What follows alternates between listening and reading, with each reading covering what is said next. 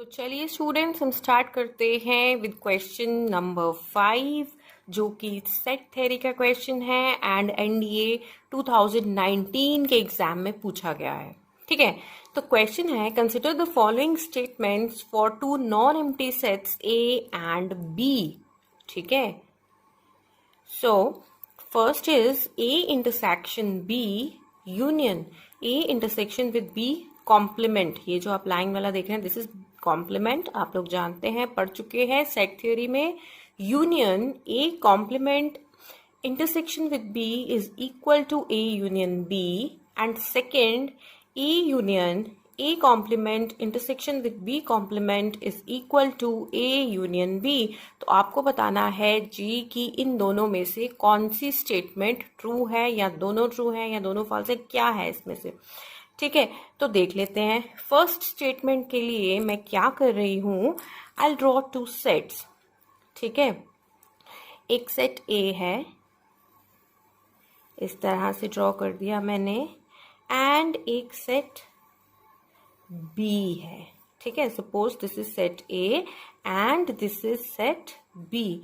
ठीक है, and of course मैं यूनिवर्सल सेट एक्स ड्रॉ कर देती हूँ। एक्स के अंदर कंटेन्ड है ये सेट्स ए एंड बी। ठीक है, suppose this is set X and इसमें एक सबसेट है ए, एक है B, A and B sets है। अब बोला क्या है कि बताइए, क्या A intersection B union A intersection B complement union A complement intersection B, क्या ए यूनियन बी के बराबर होता है? तो चलिए पार्ट बाय पार्ट देखते हैं। फर्स्ट जी इन्होंने बोला है ए इंटरसेक्शन बी, तो कौन सा है ए इंटरसेक्शन बी? वो रीजन हो गया जो ए एंड बी दोनों में है, दोनों में कॉमन है। तो ये वाला रीजन जो है, इसको मैं इसमें मैं स्लीपिंग लाइंस इस तरह से बना देती हूँ। ये वाला रीजन क्लियरली जो है वो ए इंटरसेक्शन बी का रीजन है। ठीक है, अब इसकी यूनियन आपने किसके साथ लेनी है? A intersection with B complement. ठीक है, तो सबसे पहले तो हम ये देख लेते हैं बच्चों कि बी का कॉम्प्लीमेंट वाला रीजन कौन सा है। बी कॉम्प्लीमेंट मतलब वो रीजन जो एक्स में तो है मगर बी में नहीं है। ठीक है, तो बी का कॉम्प्लीमेंट के लिए आप ऐसा सोच लीजिए कि ये जो सेट एक्स है उसका वो रीजन जिसमें से हम बी को बाहर निकाल दें। मान लो सेट एक्स में ये जो बी है ये एक बड़ा सा होल हो गया है। ठीक है, ये कार्डबोर्ड का एक पीस मान लो एक्स, एंड बी जो है इसमें एक होल है, इसमें कोई भी चीज जो है वो नहीं है बी में। ठीक है, अगर हम एक्स में से बी को बाहर निकाल दें तो वो कैसा रीजन बनेगा? मैं क्या कर रही हूं, इस तरह की ये ब्लू पेन से ये स्टैंडिंग लाइंस आपको समझाने के लिए। ठीक है, बी के बाहर वाला रीजन, राइट। अब देखिए ए में ए का भी पार्ट आ जाएगा, इसमें हमें बी के बाहर वाला रीजन चाहिए। ठीक है, ए आ रहा है तो उससे कोई प्रॉब्लम नहीं है, बस बी के आउटसाइड होना चाहिए, राइट। तो इस तरह से हम ड्रॉ कर लेते हैं जी बी का कॉम्प्लीमेंट। ये देखो बी के बाहर रहेगा ये रीजन, बी के अंदर नहीं जा सकता है। वो वाले सारे पॉइंट्स, वो वाला सारा एरिया जो बी के बाहर है वो मैं ड्रॉ कर रही हूँ, राइट। ओके, एंड इस तरह से ये हमने बना लिया बी का कॉम्प्लीमेंट। कौन सा है बी का कॉम्प्लीमेंट? ये वाला रीजन जो मैंने ब्लू पेन से स्टैंडिंग लाइंस बनाए हैं। ठीक है, तो ये आ गया जी मेरा बी का कॉम्प्लीमेंट। ये जो स्टैंडिंग लाइंस वाला एरिया है, दिस इज बी का कॉम्प्लीमेंट। क्लियरली देख रहे हो, बी तो इसमें हमने इंक्लूड नहीं किया है बिल्कुल भी। ठीक है, then A intersection with B का कॉम्प्लीमेंट मतलब ए की मेरे को इंटरसेक्शन चाहिए विद बी का कॉम्प्लीमेंट। तो कौन सा पार्ट है जो कॉमन है बी के कॉम्प्लीमेंट में और ए में? देखो ए के दो पार्ट्स आ रहे हैं, एक ये वाला स्टैंडिंग लाइंस वाला एंड एक ये वाला, ये जो ए इंटरसेक्शन बी वाला था। ये जो ए इंटरसेक्शन बी वाला था ये तो ए में भी आ रहा है और बी में भी आ रहा है। ऑब्वियसली ये पार्ट तो बी के कॉम्प्लीमेंट में लाई नहीं करेगा, क्योंकि ये वाला पार्ट जो है ये तो बी में लाई कर रहा है। बट ये वाला जो पार्ट है, ये वाला, ये कॉमन पार्ट है ए का एंड बी के कॉम्प्लीमेंट का। ठीक है, तो इस तरह से बता देते हैं। इसकी मैं एक बाउंड्री बना देती हूँ, ये वाला पार्ट इस तरह से, है ना। ये जो रेड से मैंने अभी बनाया, जिसकी बाउंड्री बनाई, ये वाला जो पार्ट है, ठीक है, ये पूरा इस तरह से कर देते हैं। ये वाला जो पार्ट है ये ए में भी लाई कर रहा है एंड बी के कॉम्प्लीमेंट में, क्योंकि बी के कॉम्प्लीमेंट में आपने देखा कौन सा लाइन, कौन सा पार्ट था, स्टैंडिंग लाइंस वाला, ठीक है। एंड ए में कौन सा पार्ट है, ये पूरा का पूरा राउंड। बट ये वाला पार्ट मैंने एक्सप्लेन किया कि ये बी के कॉम्प्लीमेंट में नहीं आएगा, क्योंकि ये तो बी में आ रहा है, ठीक है। अब बचा ये वाला पार्ट, है ना।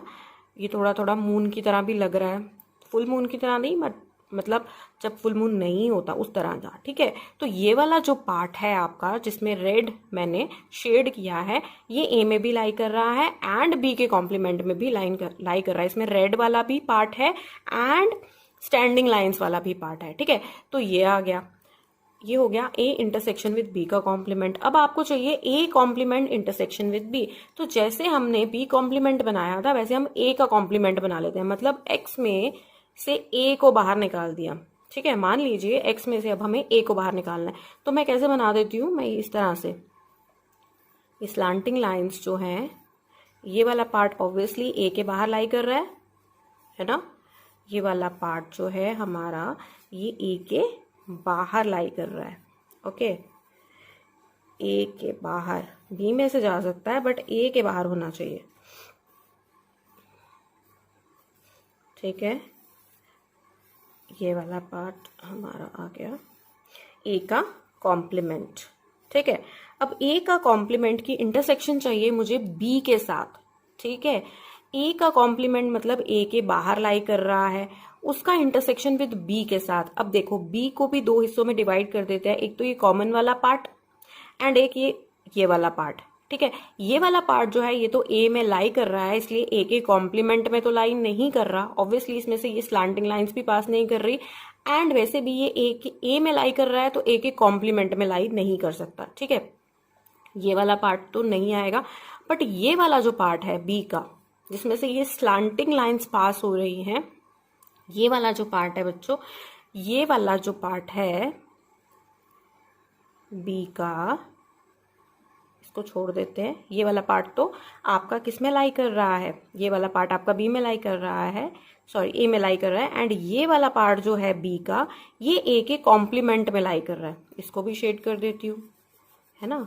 तो बी की इंटरसेक्शन विद ए कॉम्प्लीमेंट हो जाएगा जी हमारा ये वाला पार्ट, राइट, जिसमें रेड भी आ रहा है एंड ये स्लैंडिंग लाइंस भी आ रही है। अब मुझे किस किस का यूनियन चाहिए, ये वाला जो था A complement intersection with B, ये वाला आ गया मेरा, and A intersection with B complement, ये वाला रेड रीजन आ रहा है, एंड ए इंटरसेक्शन बी जो है वो ये बीच का रीजन आ रहा है। तो अब आप तीनों रीजन्स को अगर कंबाइन करेंगे, इनका यूनियन लेंगे तो क्या बन जाएगा आपका, तीनों रीजन्स का यूनियन बन जाएगा जी आपका ए यूनियन बी। समझ में आया, ठीक है। तो ऑब्वियसली फर्स्ट जो स्टेटमेंट है हमारी वो तो करेक्ट हो गई। सेकंड स्टेटमेंट देखिए, A union A complement intersection B complement, अब ये कह रहे हैं ये भी ए यूनियन बी के बराबर है, ठीक है। फर्स्ट पार्ट तो हमारा करेक्ट हो गया है। सेकंड देखते हैं, सेकंड के लिए मैं क्या कर रही हूं, फिर से सेट एक्स बना लेती हूं एंड इसके दो पार्ट्स बना लेती हूँ, दो सबसेट्स है इसके, set A and set B, ठीक है, ए बी। अब ए कॉम्प्लीमेंट मैं इस तरह से जल्दी जल्दी बना लेती हूँ। ये हो गया जी मेरा ए कॉम्प्लीमेंट, ए के बाहर वाला रीजन,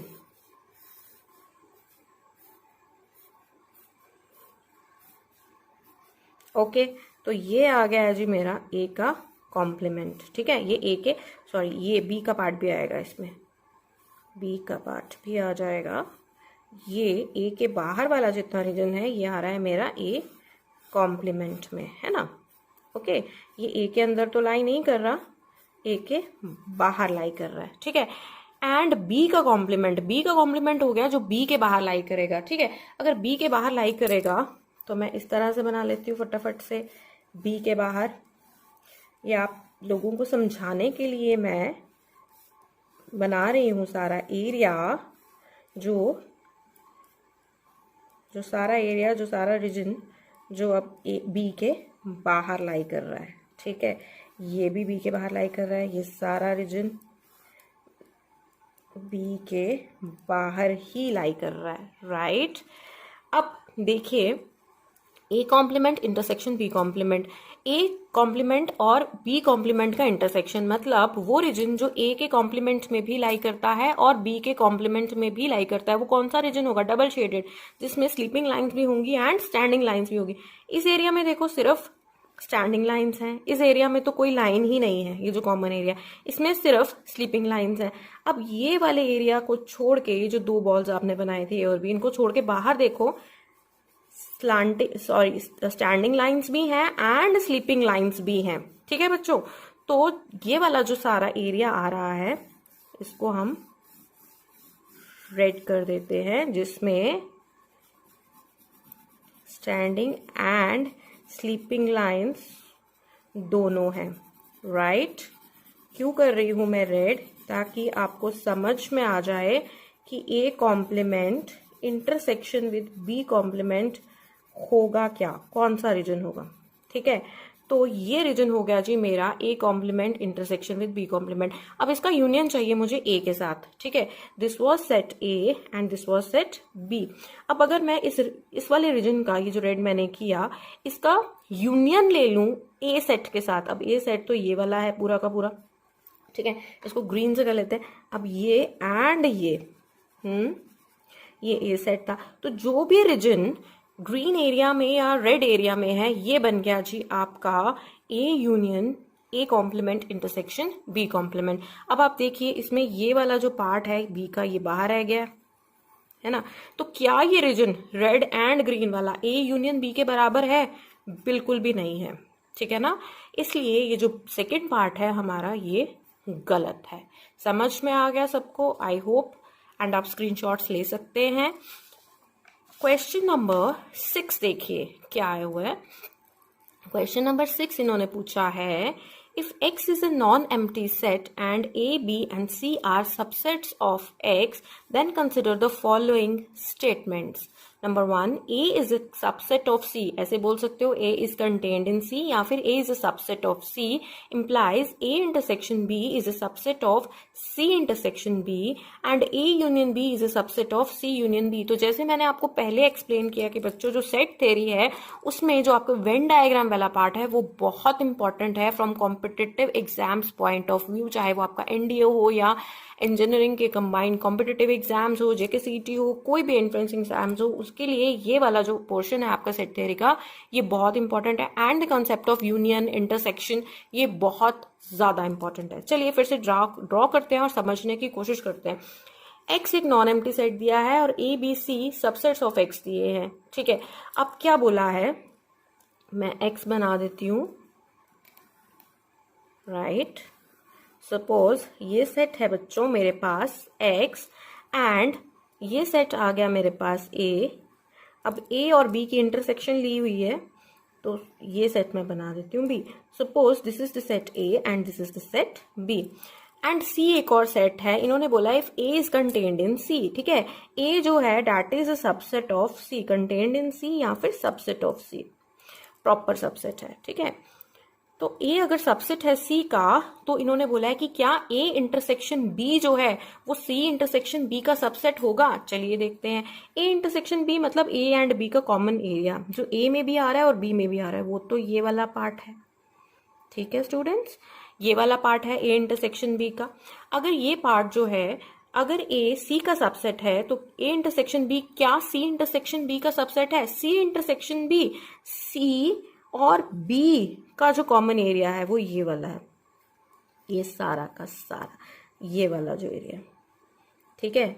अब आप देख रहे हैं अगर ये C इंटरसेक्शन B है, राइट, तो A इंटरसेक्शन B जो ये था ये तो ऑब्वियसली इसका सबसेट है। A इंटरसेक्शन B जो है वो C इंटरसेक्शन B के अंदर ही कंटेन्ड है। This is A intersection B and ये पूरा का पूरा है जी C इंटरसेक्शन B। तो क्लियरली A इंटरसेक्शन B जो है वो C इंटरसेक्शन B के अंदर लाई कर रहा है, ठीक है। एंड दूसरा इन्होंने बोला है A यूनियन B, A और B का जो यूनियन है वो किसके अंदर लाई कर रहा है, C यूनियन B के अंदर। अब मैं A एंड B का यूनियन बना देती हूँ। ये जो मैं कलर कर रही हूँ ए, पहले पूरा का पूरा ए कलर कर लेते हैं एंड देन पूरा का पूरा हम बी कलर कर लेते हैं। ठीक है बेटा, तो जी ये आ गया मेरा ए यूनियन बी। ओके, ये वाला पार्ट, ये बीच का पार्ट एंड ये वाला पार्ट जो है ये सारा का सारा ए यूनियन बी के अंदर आ रहा है। ठीक है, एंड ए यूनियन बी क्या सी यूनियन बी का सबसेट है? एंड सी यूनियन बी क्या हो जाएगा? देखो बेटा, पूरा का पूरा सी एंड पूरा का पूरा बी जो है वो सी यूनियन बी हो जाएगा। तो इस एरिया में आपको ये वाला एरिया भी इंक्लूड करना पड़ेगा। ये पूरा का पूरा सी एंड पूरा का पूरा बी आपको लेना है। ठीक है, ये पूरा का पूरा सी एंड पूरा का पूरा बी जब आप ले लेते हैं then that becomes C union B. तो ये जितना भी मैंने शेड किया, चाहे वो रेड से किया चाहे वो पेंसिल से किया, that is C union B. ठीक है, एंड ये जो रेड से शेड किया हुआ है ना बेटा, that is A union B. ठीक है, ये वाला, ये बीच का पार्ट एंड ये वाला जितना भी है कलर्ड, ये ए यूनियन बी है एंड रेड प्लस पेंसिल का जो पार्ट है समझिए that is C union B. तो आप क्लियरली देख सकते हैं कि ए यूनियन बी जो है वो सी यूनियन बी से छोटा है एंड इसके अंदर कंटेन्ड है। ठीक है, तो clearly A union B is a subset of C union B. ये भी ठीक हो गया, इसलिए हमारी जो फर्स्ट ऑप्शन है ये ठीक हो जाती है। एक और डायग्राम बना लेते हैं। ये तो हमने यूनियन वाली बना ली ना, एक इंटरसेक्शन वाली हम अलग से बना लेते हैं। एक्चुअली इंटरसेक्शन वाली थी एंड मैंने इसको यूनियन में कन्वर्ट कर दिया। चलिए कोई बात नहीं, अब इंटरसेक्शन वाली हम एक अलग से बना लेते हैं। अगर सपोज ये ए है, ये आपका बी है एंड ये बड़ा सेट जो है ये आपका सेट है सी। सेकेंड देखिए, अगर ए इंटरसेक्शन बी हमेशा सी इंटरसेक्शन बी के अंदर कंटेंट है, ये कह रहे हैं ए इंटरसेक्शन बी जो है ये है जी ए इंटरसेक्शन बी, अगर ये हमेशा सी इंटरसेक्शन बी के अंदर कंटेंट होता है, सी इंटरसेक्शन बी मैं ऐसे बना देती हूँ, पेंसिल से शेड कर देती हूँ। ठीक है, ये पूरा का पूरा जो है जो कॉमन पार्ट है सी और बी का, this is C intersection with B. अब देखिए ये था जी आपका जिसमें लाइंस बनाई हैं सिर्फ, ये वाला जो पार्ट है this is A intersection B and ये पूरा का पूरा है आपका C intersection B. A intersection B जो है वो सी इंटरसेक्शन बी के अंदर आ रहा है फॉर ऑल सेट्स बी। इसका मतलब A is a subset of C. Clearly A जो है वो सी का क्या है? सबसेट है। तो सेकंड भी आपका ठीक हो जाता है। थर्ड इन्होंने बोला if A union B is a subset of C union B. देखिए ए यूनियन बी, ये रेड वाला सारा पार्ट, अगर सी यूनियन बी कौन सा हो गया? जैसे पहले समझाया, रेड एंड पेंसिल वाला part is C union B. तो ए यूनियन बी अगर हमेशा सी यूनियन बी का सबसेट रहता है फॉर ऑल सेट्स बी, इसका मतलब A is a subset of C. Clearly A is a subset of C. तो जो हमारा थर्ड है ये भी ठीक हो जाता है। अब आपकी जो ऑप्शंस हैं वो क्या दिए हैं कि 1 एंड 2 सिर्फ करेक्ट है, 2 एंड 3 सिर्फ करेक्ट है, 1 एंड 3 सिर्फ करेक्ट है, या फिर 1, 2 एंड 3। तो ऑब्वियसली आपका ऑप्शन डी करेक्ट हो जाएगा कि 1, 2 एंड 3 तीनों स्टेटमेंट्स जो हैं वो आपकी करेक्ट हैं। समझ में आ गया? ओके, मूव करते हैं नेक्स्ट क्वेश्चन जो सेट थ्योरी का आया हुआ है एनडीए 2019 के एग्जाम में, बहुत रिसेंटली भी आया है।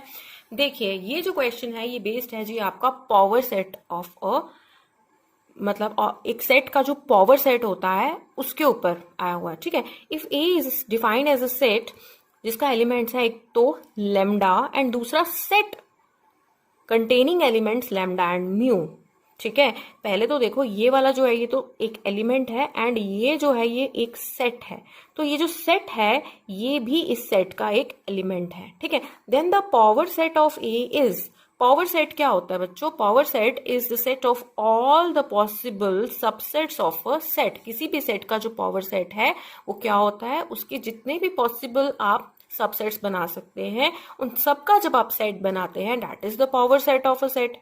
ठीक है, जैसे आपने 11th में पढ़ा हुआ है आपकी सेट थ्योरी में, जाके अपने कॉन्सेप्ट्स को फिर से ब्रशअप करते रहिए बार बार।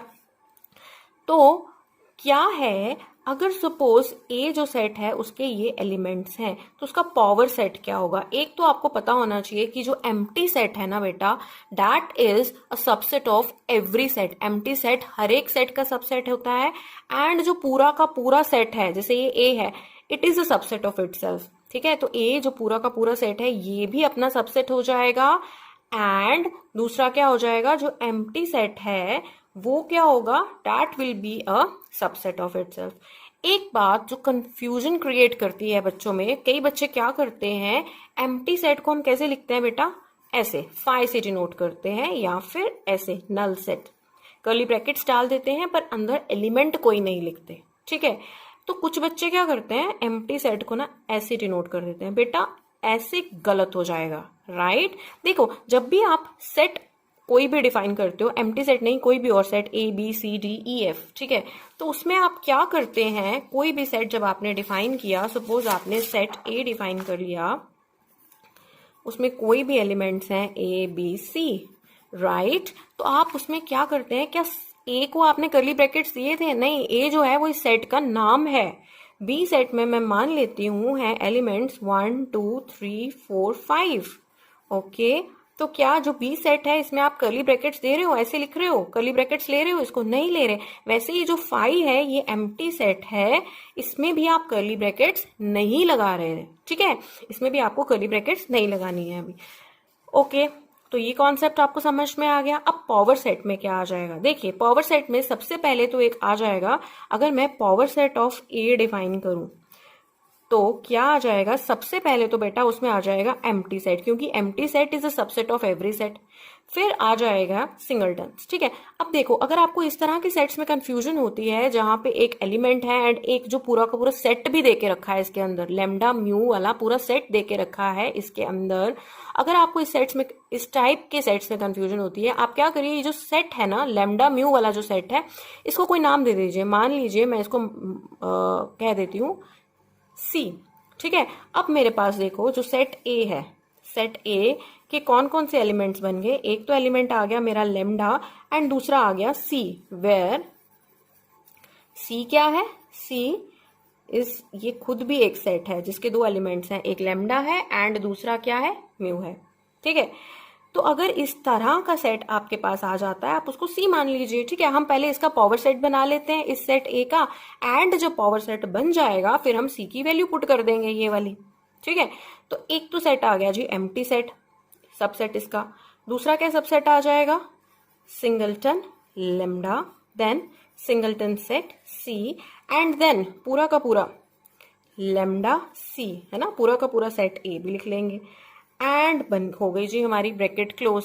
अब नेक्स्ट आप क्या करिए, सी की वैल्यू पुट कर लीजिए, तो ये क्या आ जाएगा, फाइ लेमडा। अब सी की वैल्यू पुट करेंगे, कर्ली ब्रैकेट, अब मुझे अंदर सी की वैल्यू पुट करनी है, पर सी की वैल्यू में सी तो खुद भी एक सेट है जिसके एलिमेंट्स है लेमडा म्यू, एंड सी की जब वैल्यू पुट करेंगे तो सिर्फ लेमडा म्यू नहीं लिखना है, ये जो कर्ली ब्रैकेट है इसके साथ ये भी लिखनी है, कर्ली ब्रैकेट लेमडा म्यू, ठीक है। एंड फिर से आ गया जी लेमडा एंड सी की वैल्यू आ रही है कर्ली ब्रैकेट लेमडा म्यू, ठीक है। तो ये आ गया आपका पावर सेट ऑफ ए। अब आप देखते हैं, अब देखिए कौन सा ऑप्शन में आपके पास ये वाले ऑप्शंस आ रहे हैं। ए में देखिए फाइ एंड फाइ पे कर्ली ब्रैकेट्स हैं, तो ये तो पहले ही कैंसिल हो गया। सेकंड में देखिए फाइ है lambda, singleton lambda and the set containing the set lambda mu and lambda and the set lambda mu, बिल्कुल ठीक है, ये वाला ऑप्शन आएगा, ओके। एंड बी ऑप्शन हमारा ठीक हो जाता है, वो इससे मैच हो रहा है। सी चलिए फिर भी देख लेते हैं, हमें पता है कि एक ही ऑप्शन करेक्ट है, बट फिर भी सी को देख लेते हैं क्या प्रॉब्लम है सी में। फाइ है, ठीक है, सिंगलटन लेमडा है, ये देखिए जहां पे लेमडा म्यू वाला दिया हुआ है वहां पे आपको एक ही कर्ली ब्रैकेट दिया है, बट यहाँ पे आपको दो कर्ली ब्रैकेट्स होने चाहिए थे ना, तो ये भी गलत हो गया। एंड देन यहाँ पर तो फाइ की ऑप्शन ही नहीं है, तो ये भी गलत हो गया। तो जो बी ऑप्शन है आपका वो बिल्कुल बिल्कुल ठीक है, ओके। नेक्स्ट देखिए, अब इस तरह के क्वेश्चंस तो बहुत आते हैं, सभी कॉम्पिटिटिव एग्जाम्स में आते हैं एंड एनडीए में तो जरूर आते हैं। जो वेन डायग्राम्स है आपके सेट थ्योरी के एंड में, प्लीज इनको अच्छे से करिए। अच्छा देखिए, इस इंफॉर्मेशन के ऊपर आपके दो क्वेश्चंस बेस्ड हैं, question number 16 and question number 17। तो क्वेश्चन नंबर 16 एंड 17 करने से पहले हम ये पढ़ लेते हैं कि क्या दिया गया है इस पैराग्राफ में, क्या बोल रहे हैं वो, क्या एक्सपेक्ट कर रहे हैं हमसे, ठीक है। In a school all the students play at least one of the indoor games, right, ठीक है बेटा। तो क्या है, in a school all the students play at least one of the indoor games. एक स्कूल में सभी स्टूडेंट्स कम से कम एक इंडोर गेम तो खेलते हैं। कौन कौन सी games? Chess, carrom and table tennis. तो इन तीनों में से एक ना एक गेम हर एक स्टूडेंट खेलता है, ठीक है। 60 प्ले चेस। कितने स्टूडेंट्स चेस खेलते हैं? 60 स्टूडेंट्स जो हैं वो चेस खेलते हैं, 50 जो हैं वो टीटी खेलते हैं, टेबल टेनिस खेलते हैं, and 48 play carrom, right. 12 play chess and carrom, 15 play carrom and table tennis, and 20 play table tennis and chess, ठीक है। So what can be the minimum number of students in the school and what can be the maximum number of students in the school? ये है जी आपके question number 16 and 17, ठीक है। तो हम इनको कैसे करेंगे? देखिए, दो इंपॉर्टेंट फॉर्मूले जो है इस कॉन्सेप्ट से रिलेटेड वो आप लर्न कर लीजिए। पहला तो क्या था, अगर सपोज आपके पास दो सेट्स हैं ए एंड बी, तो number of elements in A union B जो है वो आपका हो जाता है number of elements in A plus number of elements in B minus number of elements in A intersection B, ठीक है बेटा।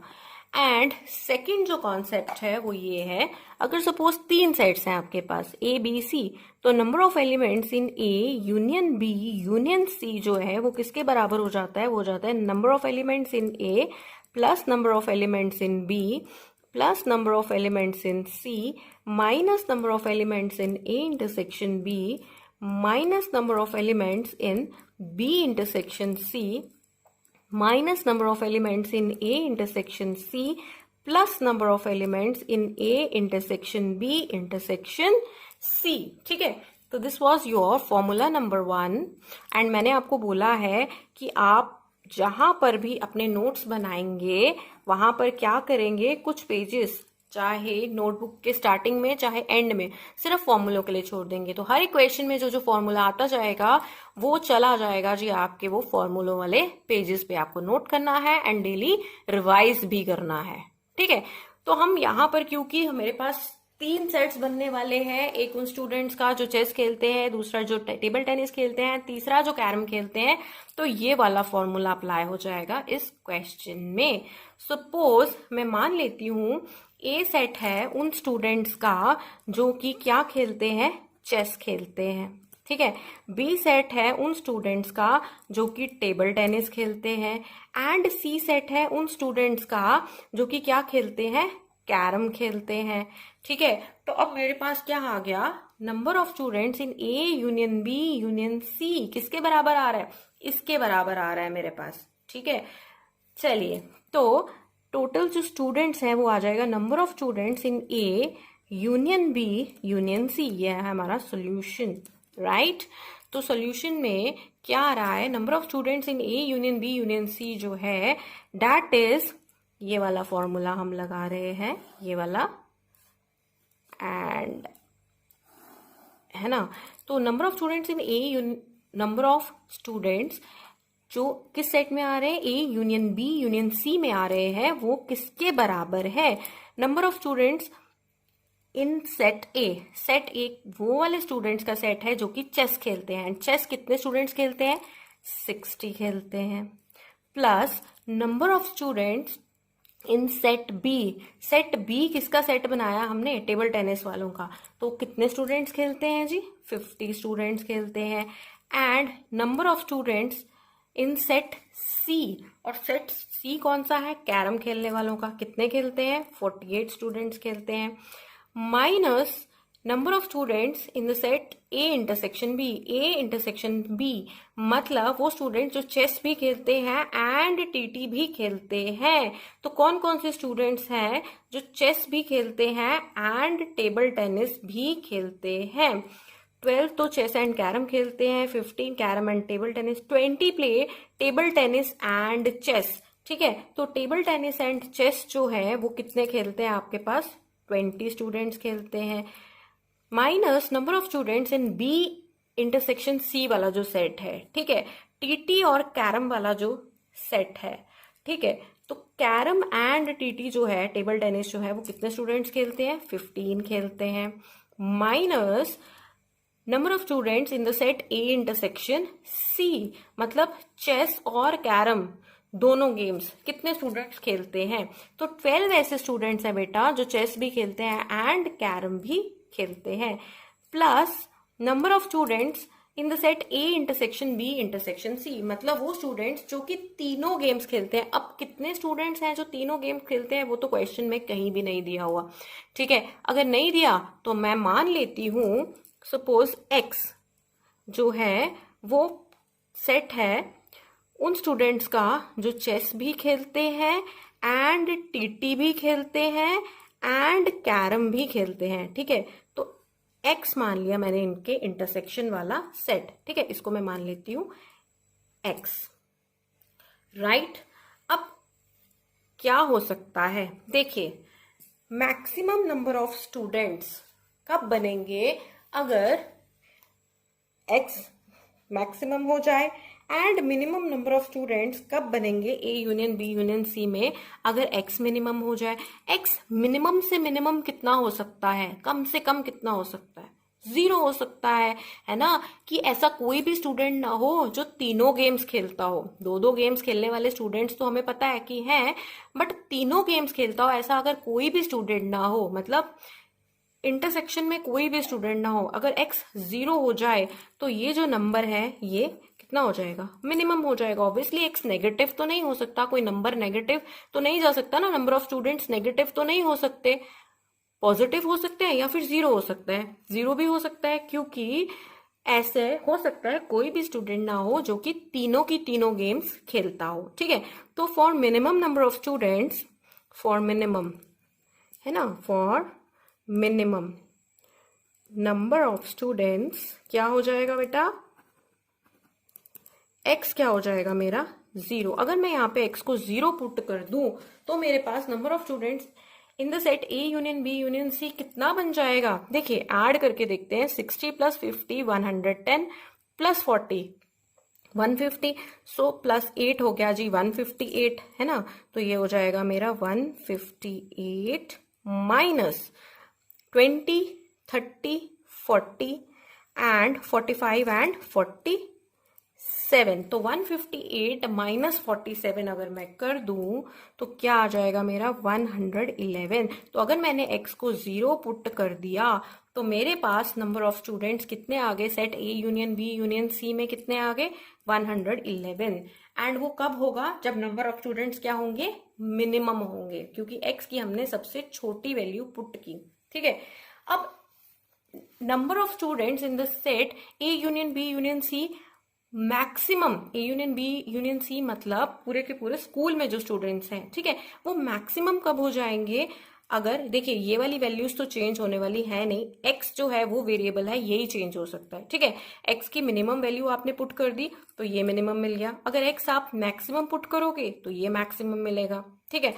x की अब क्वेश्चन ये है कि मैक्सिमम वैल्यू आप पुट कितनी कर सकते हो, ज्यादा से ज्यादा कितना हो सकता है? x मतलब ध्यान से समझिए, x मतलब वो स्टूडेंट्स जो कि तीनों गेम्स खेलते हैं, ठीक है, जो कि चेस भी खेलते हैं, टेबल टेनिस भी खेलते हैं एंड कैरम भी खेलते हैं, ठीक है। अब आपने बोला कि 12 ऐसे स्टूडेंट्स हैं जो कि चेस एंड कैरम खेलते हैं, 15 carrom and table tennis and 20 ऐसे स्टूडेंट्स हैं जो टेबल टेनिस एंड चेस खेलते हैं। तो x मैक्सिमम कितना हो सकता है? वो ज्यादा से ज्यादा कितने स्टूडेंट्स हो सकते हैं जो तीनों गेम्स खेलें? 12 हो सकते हैं बेटा। 12 क्यों हो सकते हैं? 12 से ज्यादा क्यों नहीं हो सकते? अगर मैं बोलूं कि नहीं 12 नहीं है, 13 स्टूडेंट्स हैं जी जो तीनों गेम्स खेलते हैं, ठीक है। 13 स्टूडेंट्स अगर तीनों गेम खेलते हैं मतलब 13 स्टूडेंट्स ऐसे हैं जो कि chess table tennis and carrom खेलते हैं, ठीक है, तीनों गेम्स खेल रहे हैं। अगर ऐसे 13 स्टूडेंट्स हैं इसका मतलब 13 स्टूडेंट्स चेस एंड कैरम खेलते हैं, तीनों खेलते हैं, मतलब ये वाली दो गेम्स भी तो खेलते हैं ना वो। बट 12 ही ऐसे स्टूडेंट्स हैं पूरे स्कूल में जो कि चेस एंड कैरम खेलते हैं, तो वो 13 तो नहीं हो सकते ना, क्वेश्चन में ही दिया हुआ है कि 12 है, ठीक है।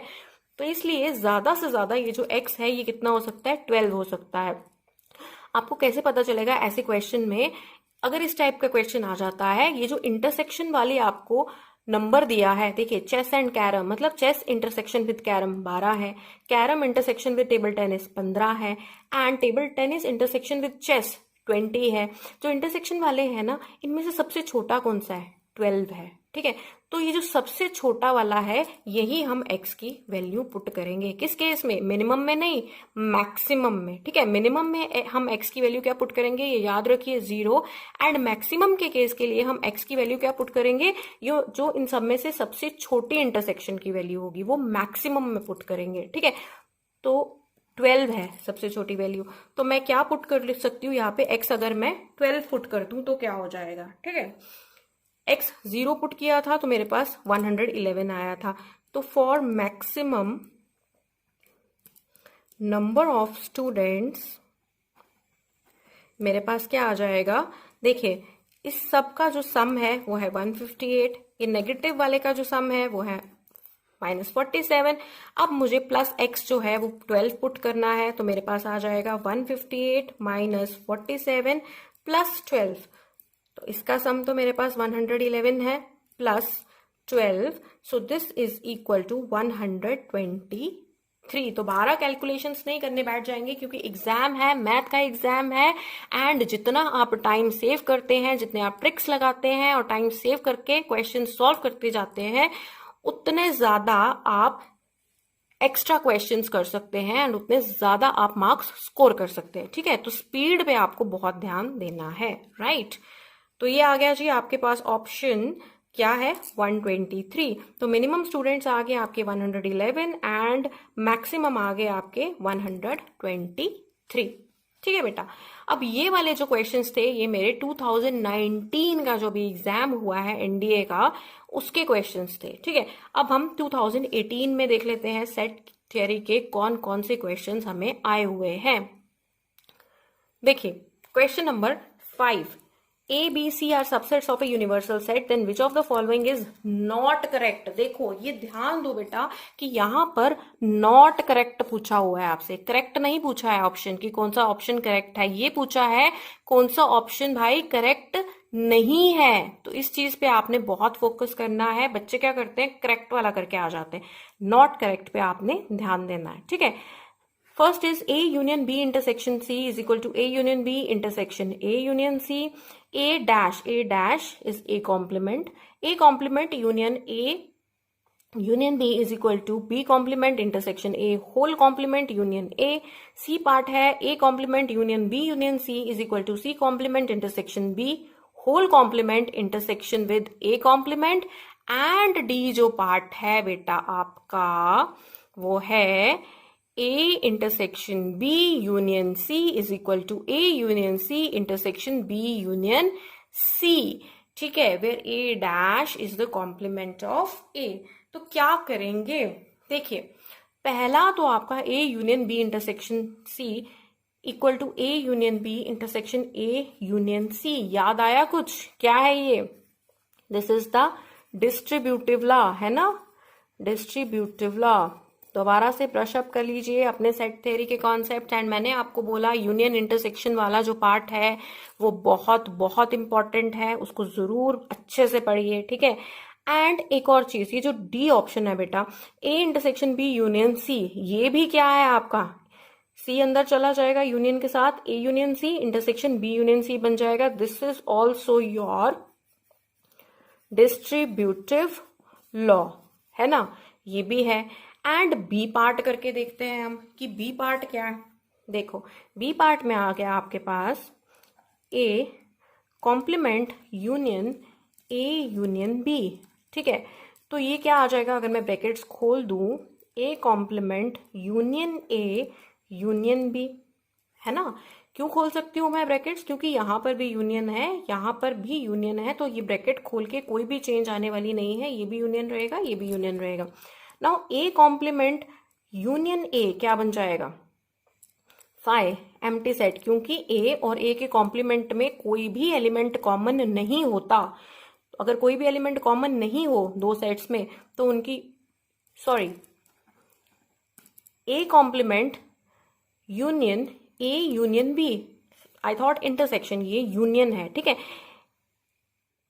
ए कॉम्प्लीमेंट यूनियन ए जो है वो आपका पूरा का पूरा यूनिवर्सल सेट बन जाएगा बच्चे। ये देखिए, suppose this is the set ए, ये बीच वाला, एंड अगर ये ए है तो इसके जो बाहर वाला रीजन है, ध्यान से समझिए, ये हो जाएगा जी आपका ए कॉम्प्लीमेंट।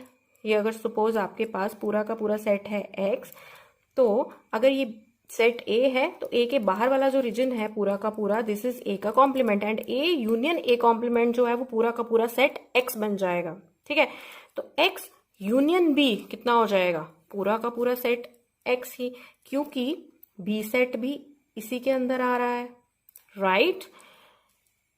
एंड हम क्या करते हैं, राइट हैंड साइड चेक करते हैं। अगर राइट हैंड साइड में चेक करूं तो मेरे पास आ रहा है बी कॉम्प्लीमेंट, है ना, तो ये पूरा का पूरा आपका यूनिवर्सल सेट एक्स बन गया। ठीक है, B complement intersection A whole complement union A. So ठीक है बेटा, तो B complement intersection with A whole complement union A किसके बराबर हो जाएगा, ये देख रहे थे हम, ये किसके बराबर हो जाएगा। देखिए यहां पे आपके पास डिमॉर्गन्स लॉ लग जाएगा, होल कॉम्प्लीमेंट है, होल कॉम्प्लीमेंट को जब हम ब्रैकेट खोलते हैं तो इंटरसेक्शन का यूनियन बन जाता है, एंड यूनियन का इंटरसेक्शन, तो ये बन जाएगा A complement union B complement का whole complement union with A. अब इसको मैं लिख सकती हूँ A complement union A union B complement का होल कॉम्प्लीमेंट हो गया जी सेट बी, क्योंकि दो बार कॉम्प्लीमेंट लोगे तो फिर से वही सेट बन जाता है। And A union A complement जो मैंने आपको भी समझाया, ए एंड ए के बाहर का रीजन जब आप सारा कंबाइन करते हो तो पूरा का पूरा जो आपका यूनिवर्सल सेट एक्स है यूनियन बी। अगर यूनिवर्सल सेट का आप बी के साथ यूनियन लोगे तो फिर से यूनिवर्सल सेट ही बनेगा। ठीक है, अब आप ये भी सोच रहे होंगे कई स्टूडेंट्स की एक्स कहाँ से ले आए मैम, यहाँ पर तो कहीं एक्स है ही नहीं। बच्चे एक्स जो है वो आप खुद से मान सकते हो कि कोई यूनिवर्सल सेट है जिसके ये जो सबसेट्स हैं ए बी एंड सी, जो आपको suppose this is a set C, this is A, this is B, तो ये किसी सेट के तो सबसेट्स हैं, इनका कोई तो यूनिवर्सल सेट है, तो आप उसे खुद से एक्स मान सकते हैं। ठीक है, जरूरी नहीं है एक्स, बट मैंने वैसे ही नोटेशन के लिए एक्स मान लिया। ठीक है, अब आप देखिए लेफ्ट हैंड साइड जो है उधर भी एक्स बन रहा है, एंड राइट हैंड साइड पे भी पूरा यूनिवर्सल सेट बन रहा है, मतलब जो बी ऑप्शन है वो भी करेक्ट है। तो ए भी करेक्ट आ गई है, बी भी करेक्ट आ गई है, एंड डी भी करेक्ट आ गई है, पर मुझे तो नॉट करेक्ट चाहिए। तो क्लियर है कि सी ही नॉट करेक्ट होगा, पर फिर भी देख लेते हैं क्यों। देखिए ऑप्शन सी अगर मैं देखूं तो लेफ्ट हैंड साइड पे यहाँ पे मेरे पास क्या आ रहा है, A complement union B union C, and right hand side पे मेरे पास बच्चों आ रहा है सी कॉम्प्लीमेंट इंटरसेक्शन बी का होल कॉम्प्लीमेंट। तो डिमॉर्गन से अगर मैं इसको खोल दूं तो बी कॉम्प्लीमेंट इंटरसेक्शन का बन जाएगा यूनियन सी कॉम्प्लीमेंट का whole complement intersection with A complement. तो इसे लिख सकती हूँ A complement intersection with B complement union C. अब देखिए लेफ्ट हैंड साइड ये है एंड राइट हैंड साइड मेरे पास ये है, यहाँ पर तो इंटरसेक्शन है, यहाँ यूनियन है, तो ये पहले ही दिख रहा है कि ये जो है ये गलत है। ए कॉम्प्लीमेंट, यहाँ पर बी है, यहाँ बी कॉम्प्लीमेंट है, एंड यहाँ पे सी है। एंड अदरवाइज भी अगर आप टाइम वेस्ट नहीं करना चाहते हैं तो तीन आपको पता है कि करेक्ट है, तो क्लियरली सी ही आपका नॉट करेक्ट वाला ऑप्शन है। ठीक है, okay. Next, a survey was conducted among 300 students. It was found that 125 students like to play cricket, 145 students like to play football, and 90 students like to play tennis. 32 students like to play exactly 2 games out of the 3 games. Then how many students like to play all the 3 games? कितने students हैं जो तीनों games जो है वो खेलते हैं। ठीक है, and how many students like to play only 1 game, right. कितने स्टूडेंट्स हैं जो तीनों गेम्स खेलते हैं, एंड कितने स्टूडेंट्स हैं जो कि सिर्फ एक गेम खेलते हैं। चलिए मैंने आपको अभी अभी फॉर्मूला बताया था 3 सेट्स की यूनियन का नंबर के लिए। देखिए टोटल स्टूडेंट्स जो बच्चे हैं इसमें वो है 300, 125 स्टूडेंट्स क्रिकेट खेलते हैं, 145 फुटबॉल, एंड 90 स्टूडेंट्स जो हैं वो टेनिस खेलते हैं। 32 स्टूडेंट्स वो हैं जो एग्जैक्टली 2 गेम्स खेलते हैं, ठीक है, एग्जैक्टली 2 मतलब 3 में से कोई 2 गेम्स वो खेलते हैं, ना तो वो 1 खेलते हैं ना वो 3 खेलते हैं, ठीक है, वो एग्जैक्टली 2 गेम्स खेलते हैं। ऐसे बच्चे कितने हैं? 32। अब आप बताइए कितने स्टूडेंट्स हैं जो कि और तीनों गेम्स खेलते हैं। चलिए फॉर्मूले से पहले ना हम सेट्स बना लेते हैं। मान लीजिए कि जो मेरा कौन कौन सी गेम्स है हमारे पास, क्रिकेट है, फुटबॉल है एंड टेनिस है, ठीक है, तो सी सेट है, ठीक है, तो 3 गेम्स खेलते हैं, ठीक है, तो ये जो सर्कल है मैं मान लेती हूँ ये सेट है उन स्टूडेंट्स का जो खेलते हैं जी आपकी क्रिकेट, ठीक है, क्रिकेट खेलते हैं। एंड ये सर्कल में मैं मान लेती हूँ वो स्टूडेंट्स हैं जो खेलते हैं फुटबॉल, एंड इस सर्कल में वो वाले स्टूडेंट्स हैं जो खेलते हैं टेनिस, ठीक है। अब कितने स्टूडेंट्स हैं जो कि क्या खेलते हैं? क्रिकेट खेलते हैं। क्रिकेट खेलने वाले हमें दिए थे 125 स्टूडेंट्स, फुटबॉल वाले दिए थे जी 145 एंड टेनिस वाले दिए थे जी 90, ठीक है। अब ध्यान से समझो बेटा, ये वाला जो रीजन है, ये वाला, ठीक है, इसमें वो वाले स्टूडेंट्स आ जाएंगे। देखो ये कौन कौन से सर्कल्स के इंटरसेक्शन है, एक ये वाला सर्कल एंड ये वाला सर्कल, मतलब क्रिकेट एंड फुटबॉल वाले सर्कल्स के इंटरसेक्शन से बना ये वाला पार्ट, ठीक है। तो इसके अंदर वो स्टूडेंट्स आ जाएंगे जो क्रिकेट भी खेलते हैं एंड फुटबॉल भी खेलते हैं। इस पार्ट में अगर हम देखें तो वो नंबर ऑफ स्टूडेंट्स आ जाएंगे जो क्या खेलते हैं, फुटबॉल एंड टेनिस। एंड ये वाले स्टूडेंट्स जो हैं बेटा वो क्या क्या खेलते हैं, वो क्रिकेट भी खेलते हैं एंड टेनिस भी खेलते हैं, ठीक है। एक और चीज, ये वाला जो पार्ट है ना, ये वाला, इसे रेड कर देती हूँ, ये वाला जो पार्ट है आप देखो ये इस सर्कल में भी आ रहा है, इसमें भी आ रहा है और इसमें भी आ रहा है, सिर्फ यही वाला जो रेड वाला पार्ट है, ठीक है। तो इसका मतलब ये जो स्टूडेंट्स हैं ये क्रिकेट भी खेलते हैं, फुटबॉल भी खेलते हैं एंड टेनिस भी खेलते हैं, ओके। अब देखो ये वाला जो पार्ट है, ध्यान से दोबारा इसको समझो, क्रिकेट एंड फुटबॉल वाला ये पूरा का पूरा पार्ट, इसमें 2 पार्ट आ रहे हैं, एक ये व्हाइट वाला और एक ये रेड वाला। रेड वाले स्टूडेंट तो तीनों गेम्स खेलते हैं क्योंकि ये पार्ट तीनों सर्कल्स में आ रहा है, बट ये जो व्हाइट वाला पार्ट है ये तीनों में नहीं, ये सिर्फ इन 2 सर्कल्स में की इंटरसेक्शन से बन रहा है। तो ये वाले स्टूडेंट्स जो है वो सिर्फ क्रिकेट एंड फुटबॉल खेलते हैं, ठीक है। अब इस पार्ट की बात करें तो ये वो कॉमन स्टूडेंट्स हैं जो फुटबॉल और टेनिस खेलते हैं। इसमें से भी ये रेड वाला जो पार्ट है ये तीनों गेम्स खेलते हैं एंड व्हाइट वाला जो पार्ट है वो टेनिस एंड फुटबॉल खेलते हैं, ठीक है, इस व्हाइट पार्ट में जो स्टूडेंट्स हैं। अब ये वाला पार्ट देखिए, ये वाला फिर से इसमें रेड आ गया, रेड तो मतलब वो स्टूडेंट्स जो तीनों गेम्स खेलते हैं एंड व्हाइट वाला जो पार्ट है ये वाला तो वो कौन से स्टूडेंट्स हैं जो कि क्या खेलते हैं, क्रिकेट एंड टेनिस 2 गेम्स खेलते हैं। इन्होंने बोला है 32 स्टूडेंट्स ऐसे हैं जो 2 गेम्स खेलते हैं, ठीक है। तो 2 गेम्स वाले कौन कौन से स्टूडेंट्स हो गए बेटा, एक ये वाला है, ये भी 2 गेम्स खेलते हैं, cricket and football, exactly 2 games, ये भी एग्जैक्टली 2 गेम्स खेलते हैं इस व्हाइट पार्ट में जो है, एंड इस व्हाइट पार्ट में जो है वो भी एग्जैक्टली 2 गेम्स खेलते हैं। रेड पार्ट में जो है वो तीनों गेम्स खेलते हैं, ठीक है। अब चलिए इसको मैं, ये जो 2 गेम्स वाले हैं ना, एग्जैक्टली 2 गेम्स, इनको मैं पेंसिल से शेड कर देती हूँ ताकि डिस्टिंग्विश हो जाए कि 2 गेम खेलने वाले कौन से बच्चे हैं, 1 गेम खेलने वाले कौन से बच्चे हैं एंड 3 गेम्स खेलने वाले कौन से बच्चे हैं। अब आप समझिए इस क्वेश्चन में क्या दिया है, ठीक है। देखो रेड पार्ट वाले तो जो बच्चे हैं, क्योंकि रेड पार्ट तीनों सर्कल्स में आ रहा है, तीनों की इंटरसेक्शन में है, तो रेड वाले जो बच्चे हैं वो तीनों गेम्स खेलते हैं, क्रिकेट, फुटबॉल एंड टेनिस। ये जो पेंसिल से शेड किए हुए रीजन्स है ना, अब ये 2 सर्कल की इंटरसेक्शन से बन रहे हैं, ठीक है।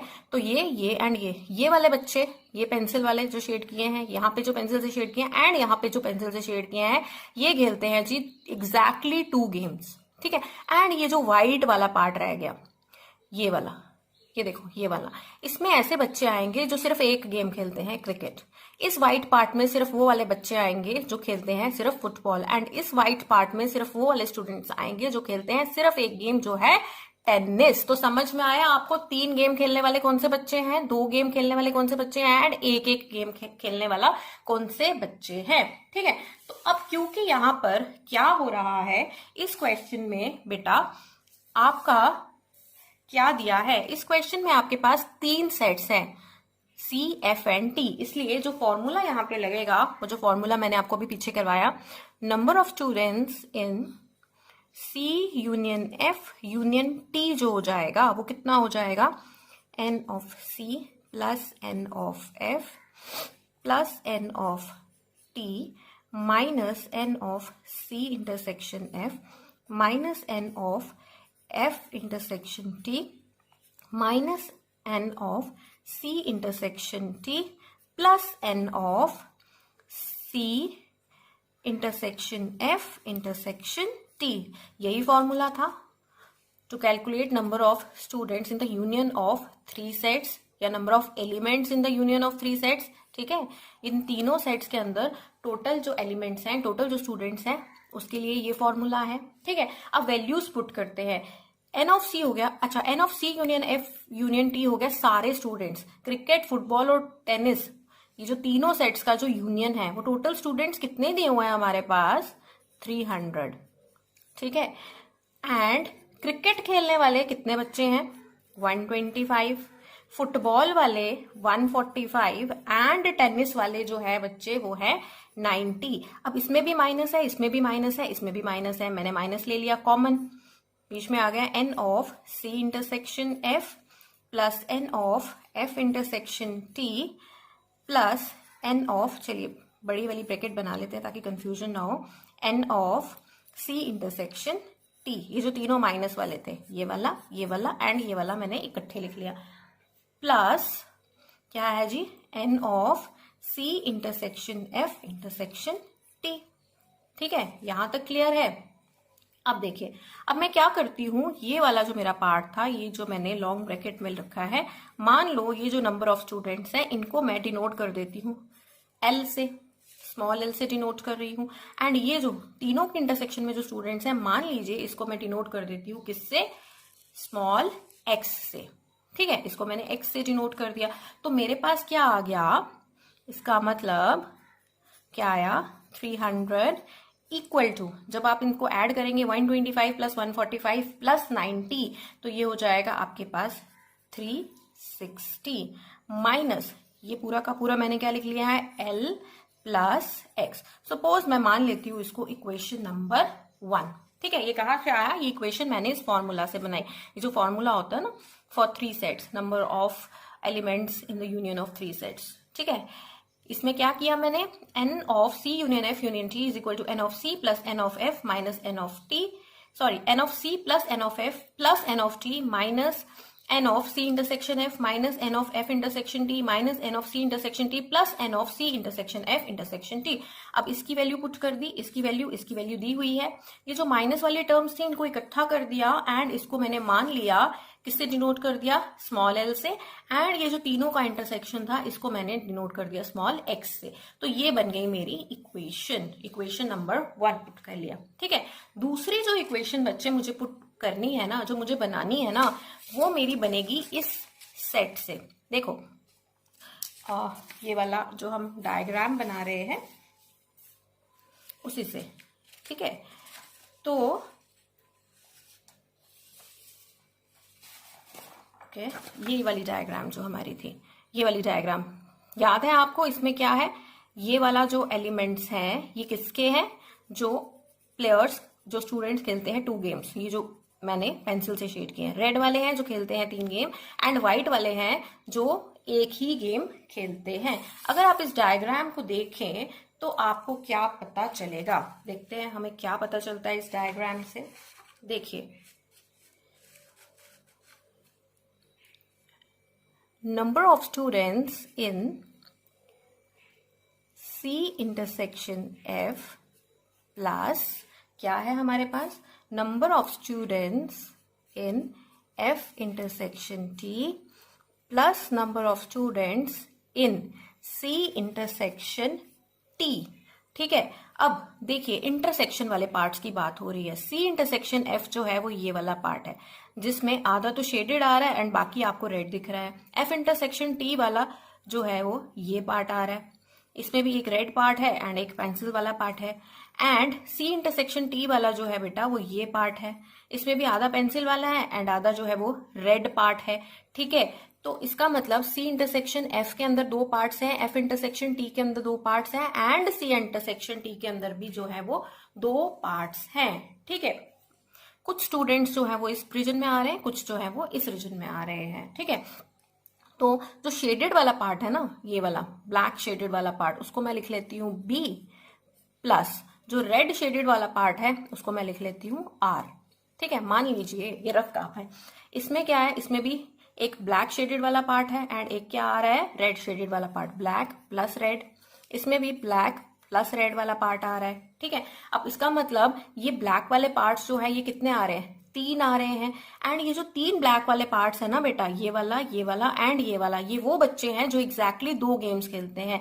एंड क्वेश्चन में दिया है कि एग्जैक्टली 2 गेम खेलने वाले बच्चे जो है वो कितने हैं, 32, प्लस रेड शेडेड वाला जो रीजन है वो कितनी बार आ गया आपके पास, 1 2 3 प्लस 3 आर। ठीक है, तो क्या आ गया जी आपके पास, क्या आ रहा है जी आपके पास, अब ये जो था पूरा का पूरा, इसको हमने L से डिनोट किया था तीनों की इंटरसेक्शन को, तो मेरे पास बन जाएगा L इक्वल टू, क्योंकि इसकी वैल्यू जो है वो L है, देखो L जो है वो इसके बराबर है ना, इसमें अब मैंने डिराइव कर लिया कि ये जो ब्लैक शेडेड वाले हैं अगर आप इनको ऐड करिए तो बन जाएगा 32, एंड रेड वाले जो है वो 3 है, वो 3 है। ठीक है, तो क्या है, ये आ गया जी आपके पास 32, जब आपने ब्लैक शेडेड वाले रीजन के एरिया के बच्चों को ऐड किया तो 32 आ गया, एंड रेड पोर्शन आ रहा है आपके पास 3 बार, तो 3R लिख लिया। सपोज ये इसको हम मान लेते हैं इक्वेशन नंबर 2। ठीक है, अब अगर हम कंपेयर करें इक्वेशन नंबर 1 एंड 2 को, इक्वेशन नंबर 1 क्या थी, ये थी, है ना, 300 is equal to 360 minus L plus X. चलिए लिख लेते हैं इसको, तो इक्वेशन नंबर 1 से आ रहा है L इज इक्वल टू कितना बन जाएगा, 360 माइनस 300 इज 60 प्लस एक्स। ये था जी मेरे पास इक्वेशन नंबर 1। इक्वेशन 1 एंड 2 को सॉल्व करें तो मेरे पास आ जाएगा, solving 1 and 2, what I get 32 plus 3x is equal to 60 plus x, यही आएगा मेरे पास, है ना। इसका मतलब क्या आ रहा है, 60 minus 32 is equal to 2x, इसका मतलब 2x आ गया जी मेरे पास 28, इसका मतलब x आ गया 14। बट x क्या था, x मैंने किसको रखा था बेटा, देखो x मैंने किसको माना था, number of students in the intersection C intersection F intersection T, मतलब वो बच्चे जो तीनों गेम्स खेलते हैं उनका नंबर जो है वो x है, और यही तो हमें क्वेश्चन में पूछा है, how many students like to play all the 3 games. ये देखिए, how many students like to play all the 3 games, है ना, तो जो बच्चे तीनों गेम्स खेलते हैं, therefore number of students that like to play all the 3 games is equal to x is equal to 14। ठीक है, एंड सेकेंड क्वेश्चन है, how many students like to play only 1 game, कितने ऐसे बच्चे हैं जो सिर्फ एक गेम खेलते हैं, सिर्फ एक गेम जो खेलते हैं वो कितने बच्चे हैं। देखिए, देखो बेटा ये भी बहुत आसानी से निकल जाएगा, ये जो व्हाइट वाले रीजन में जो बच्चे हैं, इसमें एंड इसमें कि सिर्फ एक गेम खेलते हैं। ठीक है, अब आपको पता है कि जो टोटल स्टूडेंट्स हैं आपके पास वो कितने हैं, 300। ठीक है, नाउ 300 टोटल है आपके पास, और वो किस किस के बराबर है आपके पास, बताइए। 300 में कौन कौन से बच्चे आ गए, ये व्हाइट वाले प्लस ये ब्लैक शेडेड वाले एंड प्लस ये रेड वाले। ठीक है, तो मैं कह देती हूँ W से डिनोट कर देती हूँ व्हाइट वाले बच्चे जो कि सिर्फ क्या खेलते हैं, एक ही गेम खेलते हैं, प्लस नंबर ऑफ स्टूडेंट जो ब्लैक शेडेड वाले हैं, प्लस नंबर ऑफ स्टूडेंट जो रेड शेडेड वाले हैं, 300 ही है ना, ये सारे बच्चे अगर आप मिला दें तो ये कितने बनते हैं टोटल, 300, ठीक है। व्हाइट वाले, ब्लैक वाले एंड रेड वाले बच्चे अगर आप मिला दें तो बन जाते हैं 300। अब ब्लैक को जब आप ऐड करेंगे तो कितना है 32, एंड रेड वालों की वैल्यू आपने अभी निकाली 14, तो हम वैल्यूज पुट कर देते हैं, ठीक है। तो ये आ जाएगा जी, इसका मतलब 300 जो है that is equal to number of students in the white part plus black वाले पार्ट के स्टूडेंट्स हैं जी 32, एंड रेड वाले पार्ट के अंदर जो बच्चे हैं ना वो है आपके 14, ठीक है।